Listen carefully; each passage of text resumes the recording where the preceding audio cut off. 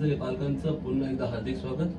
In this video we will cover only two sums from exercise 2.1, remaining two sums. Okay, so it's a little bit small video.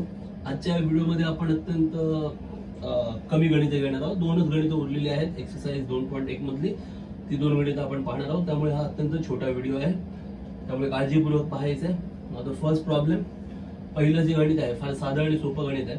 ह्या गणितामध्ये असं म्हटलं होतं की हा जो त्रिकोण आहे, ह्या त्रिकोणामध्ये कोन R जो आहे तो 90 अंश आहे आणि हा जो M बिंदू आहे तो ह्या QR चा मध्यबिंदू आहे. एवढी माहिती त्यांनी दिली आहे की R 90 अंश आहे आणि M हा QR चा मध्यबिंदू आहे. ओके, आणि मग आपल्याला हे सिद्ध करायचं आहे. PQ वर्ग बरोबर 4PM वर्ग वजा 3PR वर्ग. Okay, in this problem they have given that angle R is 90 degree and M is midpoint of side QR. That is given. So R angle 90 degree and M काय आहे, midpoint of side QR. हे दिलेलं आहे. Okay, and what we have to prove, आपल्याला काय prove करायचंय? We have to prove PQ square is equal to 4PM square minus 3PR square. लक्षात ठेवायचं कधी पण, remember always की 90 degree is given. That means पहिलं आपल्या डोक्यात काय आलं पाहिजे, what we have to think, we must think about Pythagoras theorem. Whenever 90 degree right angle is given, we have and in proof they ask square, PQ square, PM square, PR square, then you must think about Pythagoras theorem. ज्या ज्या वेळेला 90 अंशाचा कोन दिसेल तुम्हाला, म्हणजे काटकोन त्रिकोण दिसेल आणि बाजूंचे वर्ग दिसतील, जसं इथे दिसतंय PQ वर्ग, PM वर्ग, PR वर्ग, त्या वेळेला सगळ्यात पहिला विचार डोक्यात पायथागोरस प्रमेयाचा आला पाहिजे. मग पायथागोरस प्रमेय वापरतात कशामध्ये, तर काटकोन त्रिकोणात. मग काटकोन त्रिकोण कोणते आहेत, तर दोन काटकोन त्रिकोण इथे दिसत आहेत. एक दिसतो हा छोटा, काय नाव आहे त्याचं, PRM, बस हा एक काटकोन त्रिकोण आहे. दुसरा काटकोन त्रिकोण कोणता दिसतोय, PRQ दिसतोय मोठा. हा काटकोन त्रिकोण आहे का इकडचा, नाही, तो काटकोन त्रिकोण नाहीये. PMQ हा काटकोन त्रिकोण नाहीये. So we have to check which are the right angle triangles. Pythagoras theorem apply करायचा आहे, राईट अँगल ट्रायंगल पाहिजे. So right angle triangle are two. Which are they, this smaller one, हा जो स्मॉलर वन आहे, which one, PRM, this is the right angle triangle. At the same time, the bigger one, PRQ, this is also right angle triangle. So there are two right angle triangles. So we have to apply Pythagoras theorem in two triangles. Why two triangles? Because PQ square, PQ is not side of this triangle. PQ ह्या triangle ची side आहे का, नाही. म्हणजे जर PQ square हवा असेल तर बिगर ट्रायंगलच घ्यावं लागेल, म्हणजे बिगर ट्रायंगल यूज करायचंच आहे. At the same time we want PR square. Okay, we want PM square. So PM square, PR square कुठे येत आहेत, ह्या ट्रायंगल मध्ये, म्हणजे हा ट्रायंगल पण यूज करायचा आहे. काय म्हणतोय, कळतंय का? आपल्याला काय काय हवंय, PQ वर्ग हवाय. मग PQ वर्ग, PQ कोणत्या त्रिकोणात येणार, मोठ्या त्रिकोणात येणार, म्हणजे मोठा त्रिकोण वापरायचा आहे, त्यात पायथागोरसचं प्रमेय वापरावंच लागेल. अजून आपल्याला काय हवंय, PM वर्ग हवाय, PR वर्ग हवाय. मग PM आणि PR कुठे दिसतंय तुम्हाला, PM, PR या छोट्या त्रिकोणात, म्हणजे ह्या छोट्या त्रिकोणात पण पायथागोरसचं प्रमेय वापरायचं. एकदा हे डोक्यात फिक्स झालं की आपल्या स्टेप्स हळूहळू सुरू होतात. Okay, ready? ओके, आता बघा, सुरुवात मी छोट्या त्रिकोणापासून करतो. Let me start with the smaller triangle. Why smaller triangle? Because in proof we want PM and PR. Two sides are from this smaller triangle. कळतंय का? छोट्या त्रिकोणाच्या दोन बाजू हव्यात, PM आणि PR. म्हणजे छोट्या त्रिकोणातल्या बाजूंचा संबंध मोठ्या त्रिकोणाच्या बाजूंशी आपल्याला लावायचा. We have to join relation between sides of smaller triangle and sides of bigger triangle. So let us use bigger triangle afterwards. First use smaller triangle. आधी आपण छोटा त्रिकोण वापरूया. ठीक आहे, तसंही तुम्ही मोठा त्रिकोण आधी वापरला तरी काही फरक पडत नाही. मोठा आधी वापरा किंवा छोटा आधी वापरा, काही फरक पडत नाही. पण कसं आहे, छोटा आधी वापरल्याने काय होणार आहे की इझिली त्या ज्या छोट्या त्रिकोणाच्या किमती आहेत त्या पटकन मोठ्या त्रिकोणाच्या प्रमेयामध्ये वापरता येतात. वापरणं थोडं सोपं जातं, म्हणून आधी छोटा त्रिकोण घेतला आपण. Okay, so start with the smaller triangle PRM. R is 90 degree. कोण R बरोबर 90 अंश. Which theorem? Pythagoras theorem. Everybody knows R is 90 means PM is the hypotenuse. So PM square is equal to PR square plus RM square. PM square equal to PR square plus RM square. R 90 अंश आहे, मग R च्या समोर कोण आहे? PM. PM काय झाला? कर्ण. मग कर्णाचा वर्ग PM चा वर्ग बरोबर PR चा वर्ग अधिक RM चा वर्ग. PM वर्ग बरोबर PR वर्ग अधिक RM वर्ग. कोणतं प्रमेय आहे? पायथागोरसचा प्रमेय. क्लिअर. आता चेक करायचं आपल्याला काय हवं आहे. आपल्याला जे हवं आहे ना त्यामध्ये PM हवं आहे, PR हवं आहे, म्हणजे PM वर्ग हवा आहे, PR वर्ग हवा आहे, पण RM वर्ग कुठे हवा आहे का? नाही, RM वर्ग नको आहे. Okay, so just check it out. What we want? We want PM square, we want PR square. So PM square, PR square is required, but RM square is not required. Then whichever term not required, separate it out. जे काही पद तुम्हाला नको असेल त्याला वेगळं करा. आता तुम्हाला दिसतंय आपल्याला सिद्धतेमध्ये RM वर्गची गरज नाहीये, मग RM वर्गला वेगळं करा. मग RM वर्ग इथेच ठेवलं, हा अधिक PR वर्ग इकडे आला, काय झाला? वजा PR वर्ग. Put RM square separate. Plus PR square shift to this side, it will become minus PR square. So therefore you will get PM square minus PR square equal to RM square. Equation number 1. का equation number 1 दिलं? Why it is equation number 1? विधान क्रमांक 1 का? कारण आता आपल्याला RM ची किंमत वापरायची. का RM ची किंमत वापरायची आहे? कारण आपल्याला याचा संबंध PQ शी म्हणजे मोठ्या त्रिकोणाशी लावायचा आहे. मग मोठ्या त्रिकोणामध्ये PR आहे बरोबर, PM नाही आहे, पण हा जो RM आहे तो RM पण नाही, कारण RM ची किंमत आपण काढतोय ना बरोबर. पण मोठ्या त्रिकोणात RM चा संबंध कोणाशी येतोय? QR शी येतोय बरोबर. आणि म्हणून आपण या RM ची किंमत, कारण मोठा त्रिकोण पण वापरायचा आहे, मोठ्या त्रिकोणात पण पायथागोरसचा प्रमेय वापरायचा आहे. मग मोठ्या त्रिकोणातली एकच बाजू मिळून फायदा नाही ना. PQ वर्ग आहे, मग दुसरी बाजू PR वर्ग आणि तिसरी बाजू QR वर्ग पण मिळाली पाहिजे. मग त्यातली PQ वर्ग प्रमाणात येईल, PR वर्ग आपल्याला दिसते पण अजून QR वर्ग दिसली आहे का? नाही. म्हणून काय करायचं? RM ची किंमत आता वापरायची. आता RM ची किंमत काय आहे? सोपं आहे. M काय आहे? मध्यबिंदू आहे ना. M is the mid point. मग जर M मध्यबिंदू आहे तर ही RM ह्या QR च्या अर्धी असणार की नसणार? असणार. RM बरोबर QR भागिले 2. M is the midpoint. That means RM is half of QR. QR च्या हाफ असणार की नसणार? असणार. So RM is equal to QR upon 2. बरोबर. मग RM च्या इथे आता आपण QR upon 2 वापरायचं. हे बघा RM स्क्वेअर होतं, तिथे काय लिहिलं? QR upon 2.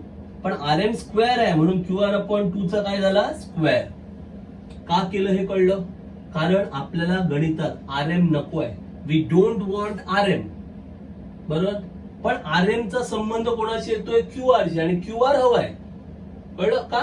कारण मोठ्या त्रिकोणामध्ये जेव्हा तुम्ही पायथागोरसचा प्रमेय वापरणार तेव्हा QR येणार की नाही येणार? येणार. कळलं? म्हणून RM च्या जागी काय आणलं? QR. क्लिअर.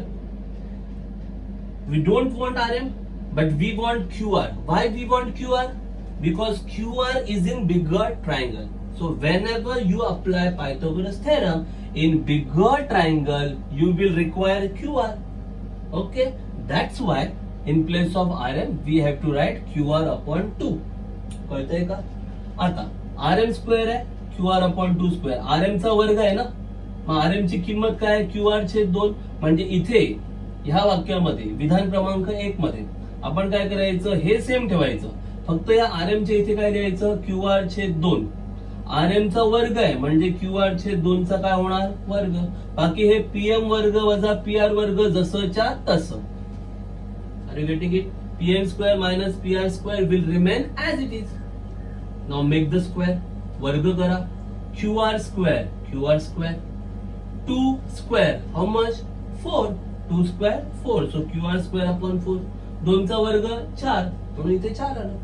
आता हे भागिले 4 आहे, तिकडे गेल्यावर दोघांना पण काय करणार? गुणणार ना, बरोबर. म्हणजे 4 या दोघांना पण गुणणार, म्हणजे काय येणार? 4 PM वर्ग वजा 4 PR वर्ग. 4 divides. When goes to that side, it will multiply to both the term. So 4 into PM square, 4 PM square minus 4 into PR square, 4 PR square. Are you getting it? म्हणजे तुम्हाला QR वर्गची किंमत काय मिळाली? 4 PM वर्ग वजा 4 PR वर्ग, विधान क्रमांक 3. So you got value for QR square, 4 PM square minus 4 PR square. Statement number 3. Okay. Now you want PQ square. आता PQ वर्ग हवाय ना. आता फर्स्ट ट्रायंगलचं काम संपलं. ओके, छोट्या त्रिकोणाचं काम संपलं. आता मोठा त्रिकोण घ्या, कारण तुम्हाला PQ वर्ग पण हवाय. मग मोठा त्रिकोण कोणता आहे? PRQ. या PRQ मध्ये R किती आहे? 90. PRQ म्हणा, PQ म्हणा, R बरोबर 90. म्हणजे पुन्हा कोणता प्रमेय? पायथागोरसचा प्रमेय. Which theorem? Pythagoras theorem. Now R is 90. Bigger triangle, so opposite to R कोण आहे? PQ. So PQ is the hypotenuse. R 90 आहे, R च्या समोर कोणती बाजू आहे? मोठा त्रिकोणात PQ. म्हणजे PQ काय झाला? कर्ण. कोणता प्रमेय? पायथागोरस प्रमेय, Pythagoras theorem. PQ square equal to PR square plus QR square, PR square plus QR square. PQ वर्ग बरोबर PR वर्ग अधिक QR वर्ग. पुन्हा एकदा बघा, तुम्हाला PQ हवाय, तुम्हाला PR हवाय, पण इथे कुठे QR दिसतोय का? नाही. In proof you want PQ square, you want PR square, but is there QR square? इथे कुठे QR स्क्वेअर आहे का? नाहीये. So in place of QR square you have to put its value. म्हणजे QR वर्गाच्या इथे त्याची किंमत आपल्याला ठेवायची आहे. मग QR वर्गाची किंमत काय आहे हे बघा. विधान क्रमांक 3 दिसतंय. Statement number 3. QR square equal to 4M square PM square minus 4 PR square. Are you getting it? म्हणजे QR वर्गची किंमत काय मिळते आहे? 4 PM वर्ग वजा 4 PR वर्ग. म्हणजे आता QR वर्ग लिहायचं नाही, त्याच्याऐवजी हे लिहायचं. Okay, now you don't need to write QR square. Now you have to write 4 PM square minus 4 PR square. बघा, QR square चे इथे काय लिहिलं? 4 PM square minus 4 PR square. कळतंय? 1 PR square minus 4 PR square. 1 minus 4 minus 3 minus 3 PR square, and that's our full and final answer. 1 PR वर्ग वजा 4 PR वर्ग. 1 वजा 4 किती होतं? वजा 3. वजा 3 PR वर्ग. हा 4 PM वर्ग जसाच्या तसा. हेच आपलं उत्तर. समजलं की नाही समजलं? कळलं काय काय केलं? छोट्या त्रिकोणात पायथागोरसचा प्रमेय वापरलं. त्या प्रमेयानंतर जे नको आहे RM वर्ग सेपरेट केलं. या RM ची इथे किंमत काय ठेवली? QR छेद 2. का ठेवली? कारण M काय आहे? मध्यबिंदू QR चा. मग QR छेद 2 चा वर्ग झाला, हे असं आलं. 4 तिकडे गेले, QR वर्गची किंमत आली. मग कोणता त्रिकोण घेतला? मोठा त्रिकोण. त्यात पण कोणतं प्रमेय वापरलं? पायथागोरसचा प्रमेय. बरोबर. हे प्रमेय वापरल्यानंतर हा QR वर्ग हवाय का? नको आहे. मग QR वर्गाची किंमत लिहिली. तुमचं उत्तर मिळालं. Clear? Are you getting it? Is that anything difficult? Pretty simple sum. Okay. Now the last one, question number 10, which is much more easier than this. या गणितापेक्षा सोपं गणित आहे ते. फक्त थोडं कॅल्क्युलेशन आहे. Little bit calculation is there, so that you have to do properly.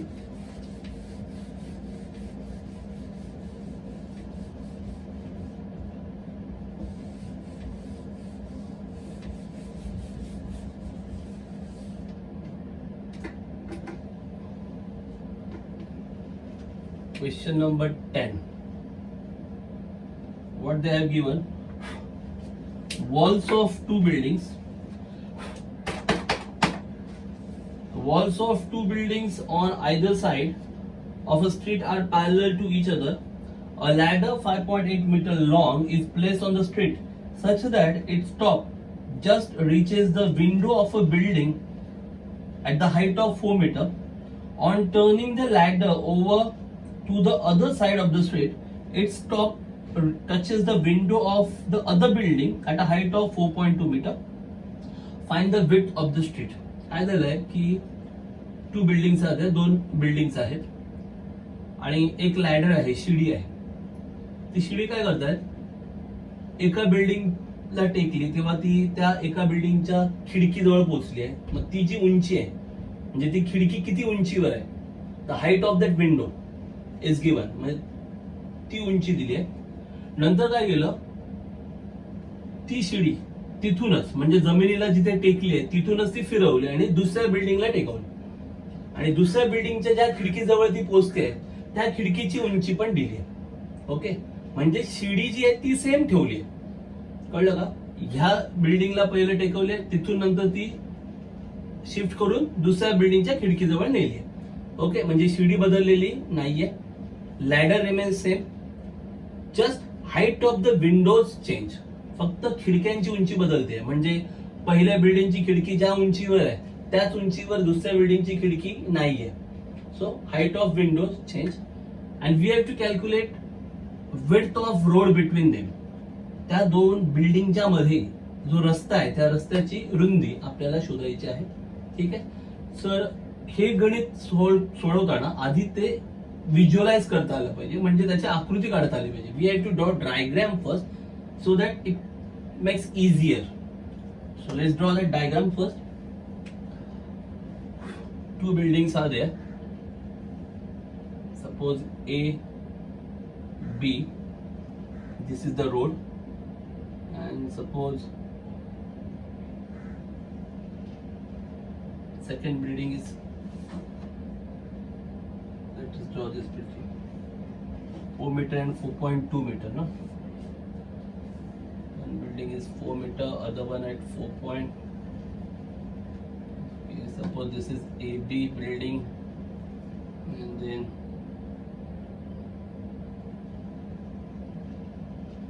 CD ladder, window 4 meter, and then 4.2, 4 meter and 4.2.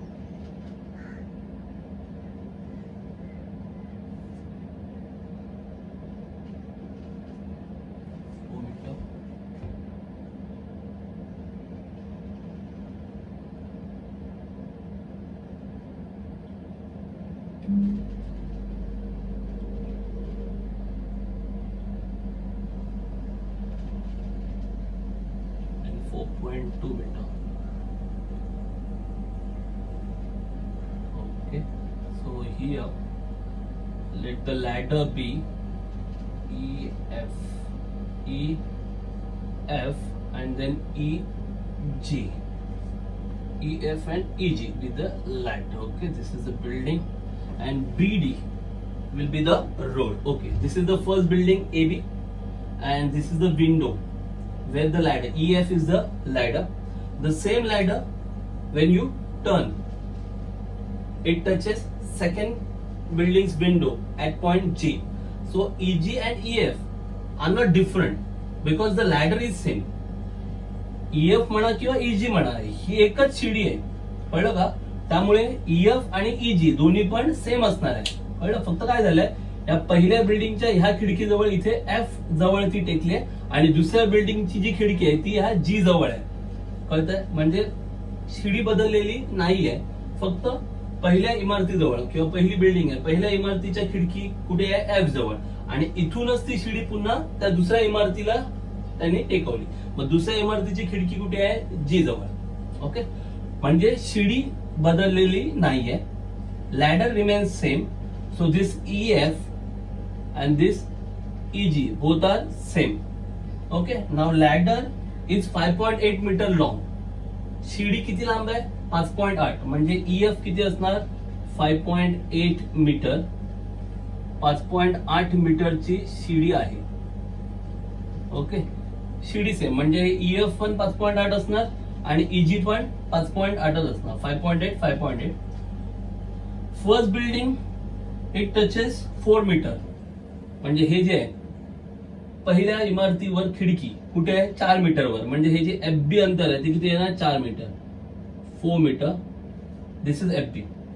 दुसऱ्या इमारतीची खिडकी कुठे आहे 4.2 metre at a height of 4.2 metre. 4.2 means GD is equal to 4.2 metre. Okay, diagram ready आहे. तुम्हाला विचारलंय BD, this is the road, width of the road, रस्त्याची रुंदी, हा रस्त्यामध्ये BD तुम्हाला काढायचं. आता तुम्ही आकृती पाहिलाय, झटकन आणि पटकन तुम्हाला उत्तर मिळणार. म्हणजे तुम्ही ते व्हिज्युअलाइज केल्यानंतर तुमचं काम संपलं, अर्ध काम इथेच संपलं. After visualising the problem and after drawing the diagram, half work is done. Okay, so BD is the road. How to find BD? Very easy. First find out BE using which triangle? FBE, because it is right angle triangle. Two sides are given. You can find out third side by using, yes, Pythagoras theorem.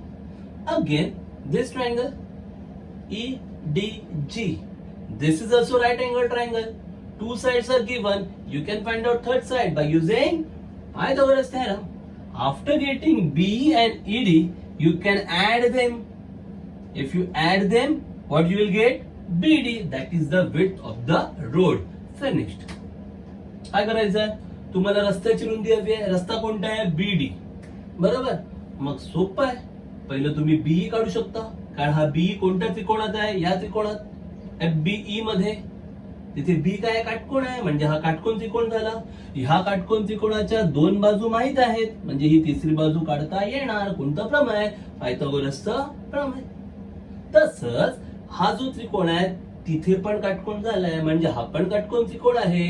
याच्या पण दोन बाजू माहिती आहेत, म्हणजे तिसरी बाजू काढता येणार. कोणतं प्रमेय? पायथागोरसचं प्रमेय. मग जर मला BE माहित आहे, जर मला ED माहित आहे, तर मला BD कळणार की नाही कळणार? कळणार. का? कारण मी जर BE आणि ED यांची बेरीज केली तर मला BD मिळू शकते. आणि BD हाच तुमचा काय रस्ता आहे, रस्त्याची रुंदी आहे. कळलं की नाही कळलं? फार साधं सोपं गणित. Clear? Okay, so let me write just a wording.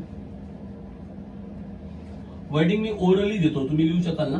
Okay, because ते लिहत बसलो तर बरीच जागा जाणार. So just listen carefully and then you should write first wording. Okay, just draw a diagram, then write wording and then solve the given steps. पहिला आकृती काढा. आकृती नंतर मी जे म्हणतोय ना ते सगळं शाब्दिक लिहायचं, आणि त्याच्यानंतर जे मी काही इथे लिहिणार आहे ते लिहायचं. लक्षात ठेवा. त्यामुळे ते जे शब्दात मी सांगतोय इथे जास्त जागा जाईल म्हणून मी ते इथे लिहत नाहीये. मी बोलतोय, तुम्ही ते नीट ऐका आणि तुम्ही मात्र वहीत लिहिताना ते लिहायचंय. हा, ओके, नाही तर तुम्ही बोलत बसाल तिकडे. रेडी? फॉर सेमी इंग्लिश और English medium, listen carefully. AB and CD, let AB and CD be the two buildings. Let AB and CD be the two buildings. Okay, first sentence. Ladder EF. Okay, sorry, don't write ladder EF. You have to write EF and EG. EF and EG are the positions of the same ladder. EF and EG are the two positions of the same ladder. Okay, first sentence. First sentence काय लिहिलं? What you wrote? Let AB and CD be the two buildings. Then EF and EG are the two positions of the same ladder. Here, finish. No need to write anything extra. Marathi वाले काय लिहितील? AB आणि CD या दोन इमारती, समजा AB आणि CD या दोन इमारती आहेत. समजा AB आणि CD या दोन इमारती आहेत. दुसरं वाक्य, EF आणि EG, EF आणि EG, कळलं? ह्या एकाच शिडीच्या EF आणि EG ह्या एकाच शिडीच्या दोन स्थिती आहेत. एकाच शिडीच्या दोन स्थिती आहेत. स्थिती म्हणजे पोझिशन्स. एका शिडीच्या दोन स्थिती आहेत. EF आणि EG या एका शिडीच्या दोन स्थिती आहेत. बस, बाकी जास्त काही लिहायची गरज नाहीये. Then you have to write after this. After writing these two lines, now you have to write. कळलं का? Now you have to write here BF is equal to 4 meter. Then GD is equal to 4.2 meter. Okay, and then you can write EF is equal to EG. EF is equal to EG is equal to 5.8 meter. इथे काय लिहायचं? BF बरोबर 4 metre, GD बरोबर 4.2 metre आणि EF बरोबर EG बरोबर 5.8 metre. Okay. Now first select first triangle. This is FBE. One more sentence remain. Sorry to say. अजून एक वाक्य राहिलं तिथे, जे फर्स्ट सेंटेन्स तुम्ही लिहिता ना त्यात BD is the width of road. That you should write. Let BD be the width of road between two buildings. That sentence also you have to mention before this. What? Let BD be the width of road between two buildings. कळलं ना? समजा BD ही दोन इमारतींमधील रस्त्याची रुंदी आहे. समजा BD ही दोन इमारतींमधील रस्त्याची रुंदी आहे. हे पण वाक्य ऍड करा. After this first in triangle FBE मराठीवाले का लिहिणार? त्रिकोण FBE मध्ये in triangle FBE angle B is equal to 90 degree. कोण B किती आहे? 90 अंश आहे. 20 थेरम, पायथागोरस थेरम, पायथागोरसचा प्रमेय. FE square EF square is equal to BF square plus BE square. Pythagoras theorem पूर्ण वाक्यात लिहा. पायथागोरस थेरम, पायथागोरसचा प्रमेय पूर्ण लिहा. EF वर्ग बरोबर BF वर्ग अधिक BE वर्ग, पायथागोरसचा प्रमेय. Put down the values. किमती लिहा. EF 5.8, 5.8 चा वर्ग 5.8 स्क्वेअर. BF 4 मीटर, 4 चा वर्ग plus BE square as it is. BE वर्ग जसंच्या तसं. 5.8 चा स्क्वेअर म्हणजे काय? 5.8 इंटू 5.8. 5.8 गुणिले 5.8 त्यांचा गुणाकार करून बघा. 5.8 गुणिले 5.8 रफ मध्ये करा. 5.8 गुणिले 5.8. Okay, you will get the answer. 8 square 64, 4, 6, 8 5 जा 40, 42 जा 80, 80 प्लस 6, 86 रिमेन्स 8. 5 square 25, 25 plus 8 33, 33.64. आता हे जे मी काय करतोय ते मी काय करतोय? This is not a miracle. जादू नाही केली आहे. Just I am using the formula. A plus B the whole square formula use केलाय मी इथे. 5.8 स्क्वेअर करायला मी A plus B the whole स्क्वेअरचा फॉर्म्युला वापरलाय. कळलं? तुम्हाला ते जमलं नाही तर तुम्ही ते नॉर्मल करायचं. 5.8 इंटू 5.8. कळलं का? मी काय केलंय? A अधिक B कंसाचा वर्गचे सूत्र आहे ना, ते सूत्र वापरून हे असं उत्तर काढलंय. तुम्हाला नाही जमलं तसं तर तुम्ही 5.8 गुणिले 5.8 असं तुम्ही करू शकता रफ मध्ये. उत्तर हेच येणार 33.64, 33.64 इज इक्वल टू 4 स्क्वेअर किती येतो? 16. हे सगळ्यांना माहिती आहे ना. 4 चा वर्ग 16 प्लस BE स्क्वेअर. आता हे प्लस 16 तिकडे काय होणार? मायनस 16 इकडे काय होणार? वजा. So therefore 33.64 minus 16 equal to BE square. Therefore BE square is equal to, वजाबाकी जमते ना तुम्हाला? 0.64, 0.64. Then 33, 13 minus 6, 7. Then 2 minus 1, 1. 17.64. B square equal to 17.64. B चा वर्ग आला 17.64. ही वजाबाकी जमेल ना? कसं करायचं असतं? असं 33.64 वजा 16. पॉईंट नंतर काही नाही म्हणजे 0. मग हे 4 आणि हे 6 असेच राहणार. 13तून 6 गेले 7, 2तून 1 गेला 1. सबट्रॅक्शन जमेल ना? Okay. Now you got b square equal to 17.64. So therefore BE.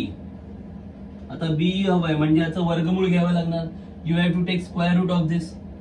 So what is square root of 17.64? माहिती आहे का? नाही ना? मग लास्ट व्हिडिओ मध्ये एक आयडिया सांगितली होती, आठवत आहे? काय आयडिया होती ती? You should use that idea. I told one idea in last video. What is that idea? Simple. Just ignore this point. Point कडे बघू ना. Just look at 1764 and whose square is around this number? कोणत्या संख्यांचे वर्ग या संख्येच्या आजूबाजूला येतात ते बघूया. आता कोणत्या संख्या म्हणजे 10, 20, 30, 40 असं म्हणतोय मी. हा, so whose square? 10 square, 20 square, 30 square, 40 square. Whose square is around this number? Simple. 40 square and 50 square. Are you getting it? Because 40 square is 1600 and 50 square is 2500. बरोबर ना? 40 चा वर्ग केला तर 4 चा वर्ग 16 आणि 2 0 1600 येतं. 50 चा वर्ग 2500 येतं. मग ही संख्या ह्या दोघांच्या मध्ये आहे की नाहीये? आहे ना? म्हणजे हिचं वर्गमूळ 40 आणि 50 च्या मध्ये येणार. That means square root of this number should be between 40 and 50. एवढं क्लिअर झालं? आता in between these two numbers one more number is there whose square is easily available. ह्या दोघांच्या मध्ये अजून एक संख्या आहे ज्याचा वर्ग लगेच येतो, ती आहे 45. 45 square easily you can find out. Idea सांगितली होती. 5 square is 25. 4 next number 5. 4 5 are 20. 2025. 45 चा वर्ग 2025 येतो. काल सांगितली होती आयडिया. 5 चा वर्ग 25 लिहायचा, 4 आणि 4 च्या पुढचा अंक. हा पुढचा अंक नाही म्हणत आहे. नॉर्मली 4 च्या पुढे कोणती संख्या येते? 5. 4 पंचे 20. 2025. आता जरा बघा ही संख्या कोणाच्या मध्ये आहे? 2025 आणि 2500 च्या मध्ये आहे की 1600 आणि 2025 च्या मध्ये आहे? बरोबर, 1600 आणि 2025 च्या मध्ये आहे. म्हणजे हिचं वर्गमूळ 40 आणि 45 च्या मध्ये येणार. याचा अर्थ तुम्हाला 50, 45 च्या पुढच्या संख्या बघायची गरज नाहीये. Are you getting it? 1764 is between 1600 and 2025. That means square root of this number is between 40 and 45. So no need to check for numbers greater than 45. 45 पेक्षा ग्रेटर नंबर चेक करायची गरज नाही. आता 40 आणि 45 च्या मधले नंबर बघायचे.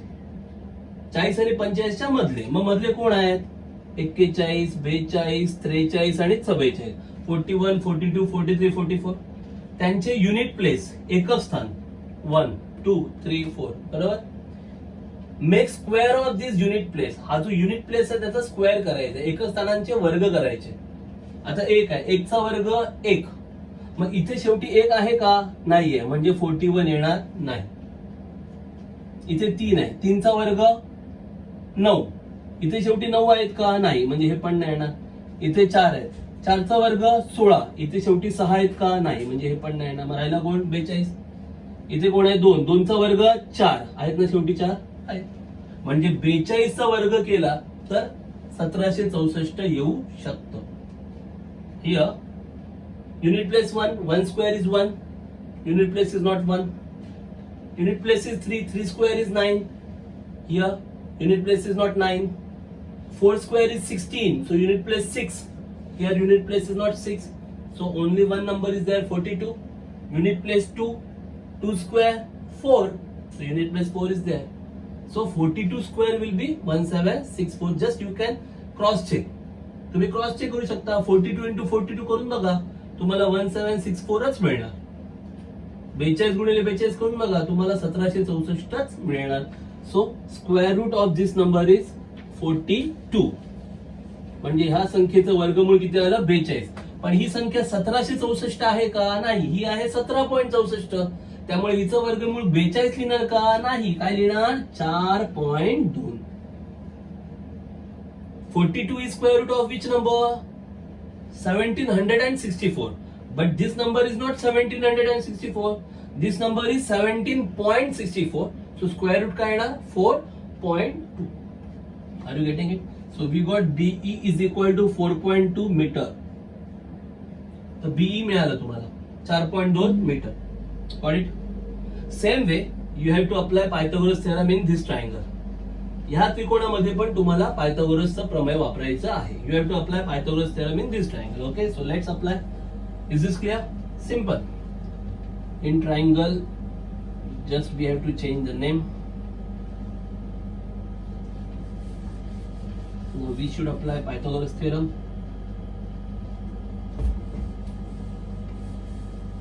So after that, after getting B, then we have to write this step. After B, you have to write this step. B मिळाल्यानंतर मग इथून स्टार्ट करायचं. In triangle EDG, त्रिकोण EDG मध्ये अँगल D is 90 डिग्री नाव. आता कुठला कोण 90 आहे? D. कोण D बरोबर 90 अंश. Angle D equal to 90. Which theorem? Pythagoras theorem. कोणतं प्रमेय? पायथागोरसचा प्रमेय. EG square. EG square is equal to ED square plus DG square. ED चा वर्ग अधिक DG चा वर्ग. EG how much? 5.8. EG आहे 5.8, त्याचा वर्ग. ED don't know. ED माहित नाहीये. ED वर्ग. DG 4.2, 4.2 चा वर्ग. 4.2 स्क्वेअर. 5.8 स्क्वेअर मगाशीच केलं ना. 5.8 चा वर्ग मगाशी केला. किती आला होता तो? 33.64 equal to ED square plus 4.2 square पण आता केला ना.